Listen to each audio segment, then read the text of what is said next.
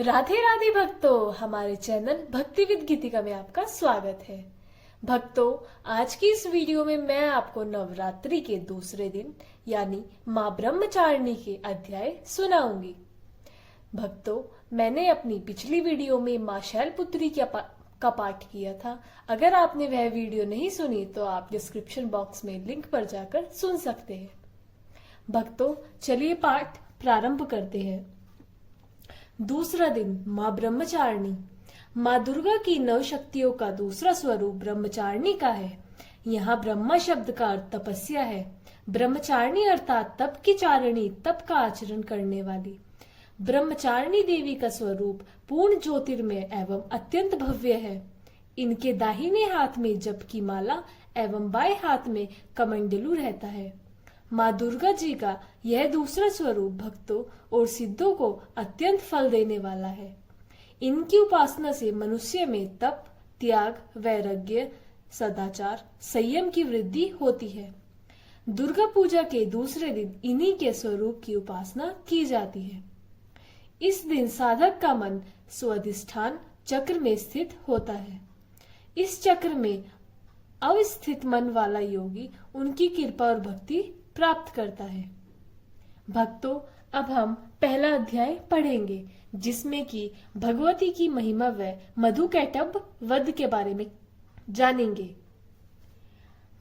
महर्षि मार्कंडेय जी बोले, भगवान सूर्य के पुत्र स्वर्ण की उत्पत्ति की कथा को मैं विस्तार से कहता हूँ, आप ध्यान से सुनिए। सूर्य की स्त्री छाया से उत्पन्न स्वर्णीय जगजननी महामाया की कृपा से जैसे जैसे मनवंतर में के अधिपति बने, वह विशिष्ट कथा सुनिए। प्राचीन काल में सवारोचिष मनवंतर के चैत्रवंशी राजा सूरत समस्त पृथ्वी के चक्रवर्ती राजा हुए। वे प्रजा का अपने पुत्रों की भांति पालन करते थे। यवन राजाओं से राजा सूरत की शत्रुता हो गई। दुष्ट दलन राजा सूरत से उनका भयानक युद्ध हुआ और थोड़ी सेना होने के कारण यवन राजाओं के सूरत को हरा दिया। तदंतर राजा अपने नगर में आकर राज्य करने लगा, तो भी अन्य शत्रु राजाओं ने राजा सूरत पर चढ़ाई कर दी और नगर में भी दुराचारी मंत्रियों ने राजा का कोष, सैन्य तथा समस्त वस्तुएं छीन ली। तब राजा हारकर अकेला ही घोड़े पर सवार हो शिकार खेलने के बहाने घोर जंगल में चला गया।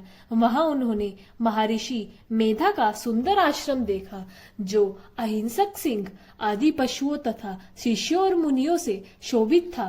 वहां बैठे हुए महर्षि मेधा को राजा सूरत ने नमस्कार किया और मुनि से उचित सत्कार पाकर उसी आश्रम में रहने लगे।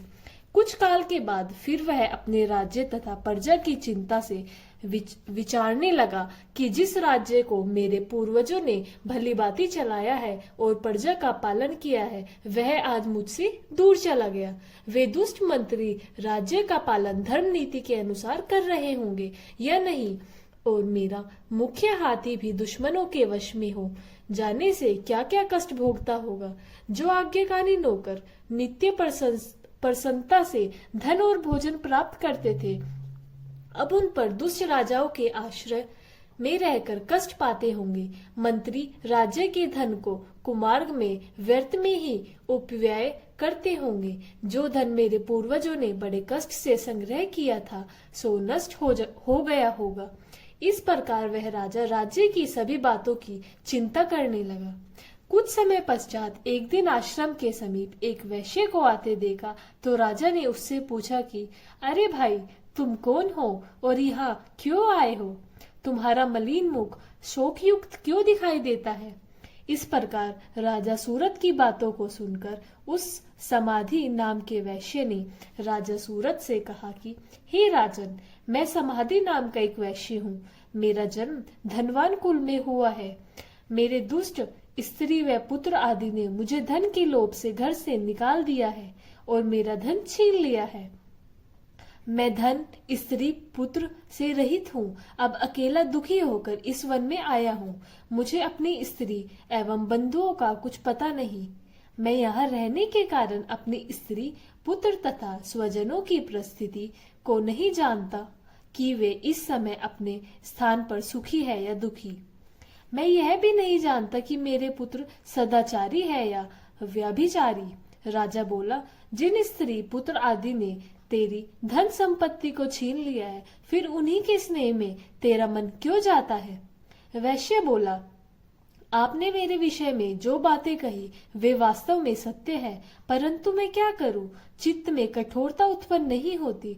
जिन पुत्र आदि ने धन के लोभ में आकर मुझे घर से निकाल दिया है, मेरा चित्त फिर भी उन्हीं में आसक्त होता है। मैं क्या करूं? इन स्वजनों ने निर्मोही होने पर भी मेरे मन में उनके प्रति प्रेम है। मार्कंडेय ऋषि बोले, हे द्विज श्रेष्ठ, तत्पश्चात राजा सूरत और समाधि वैश्य दोनों मिलकर मेधा मुनि के समीप जाकर प्रणाम करके बैठ गए और मेधा ऋषि ने कथा प्रसंग करने लगे। राजा बोला, हे भगवान, मैं आपसे एक बात पूछना चाहता हूँ, आप कृपया करके बताओ। हे महाराज, मेरा मन वश में नहीं है, इससे मुझे दुख है। गए हुए राज्य तथा अन्य सभी स्त्री पुत्र बंधुओं की ममता मुझे अभी तक बनी हुई है। हे मुनि श्रेष्ठ, यह जानते हुए भी मेरा स्नेह उनमें अज्ञानियों की भांति विशेष बढ़ता जाता है और इस समाधि वैश्य को इसके स्त्री पुत्र आदि ने त्याग दिया है तथा इसे घर से बाहर निकाल दिया है, यह भी उनमें अत्यंत आसक्त रहता है। इसी तरह हम दोनों बहुत दुखी हैं। हे महाभाग, उनके दोषों को जानते हुए भी हम दोनों का हृदय उनके प्रति ममता से आसक्त रहता है। इतना ज्ञान होते हुए भी ऐसी ममता क्यों है? हम दोनों को अज्ञानियों की भांति मूर्खता क्यों उत्पन्न हो रही है? महर्षि मेघा ने कहा, समस्त जंतुओं को जानने योग्य ज्ञान होता है। हे महाभाग, सभी प्राणी पृथक पृथक होते हैं।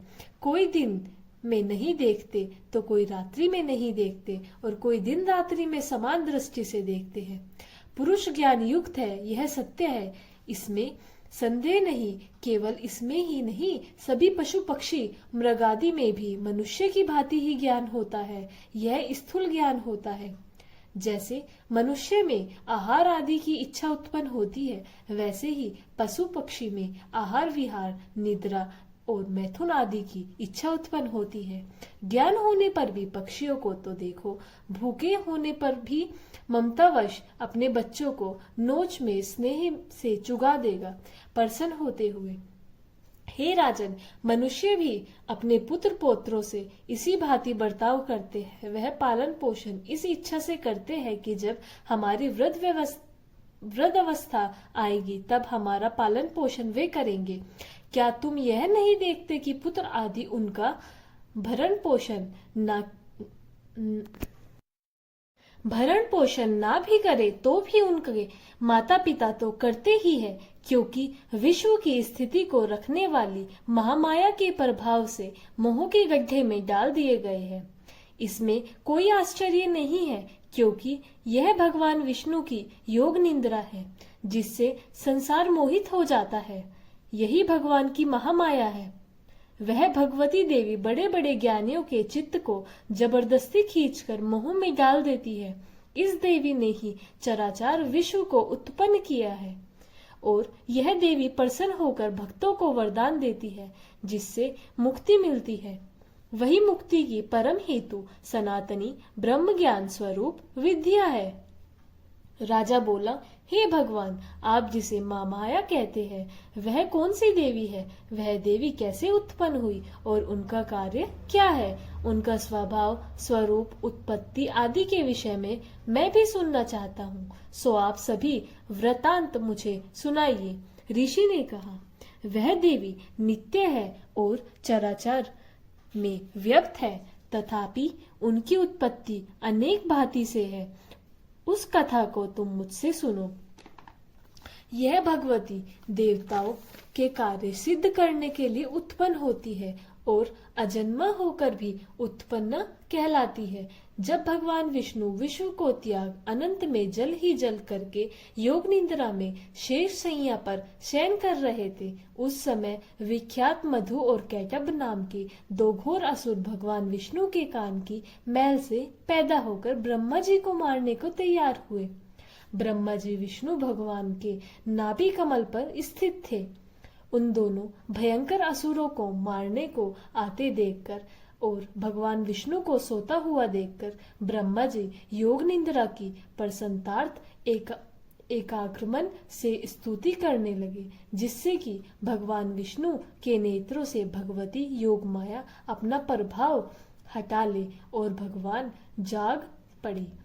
वह योग माया विश्वेश्वरी जगत माता स्थिति एवं संहार करने वाली भगवान विष्णु की अतुल तेज वाली निद्रा स्वरूप अनुपम शक्ति है। ब्रह्मा जी बोले, हे महामाये, तुम स्वाहा देवताओं को पालने वाली हो, तुम स्वधा पितरेश्वरों का पालन पोषण करने वाली हो, तुम ही वष्टाकार स्वर इंद्र को यज्ञ का हिस्सा पहुंचाने वाली हो, अमृत भी तुम ही हो, अक्षरों में स्वर तुम ही हो तथा नित्य आदि मात्रा व्यंजन तुम ही हो। हे देवी, तुम ही संध्या सावित्री और संसार की जननी हो। हे मातेश्वरी, विश्व को उत्पन्न पालन और संहार करने वाली आप ही हो। आप ही महाविद्या महादेवी महासुरी हो।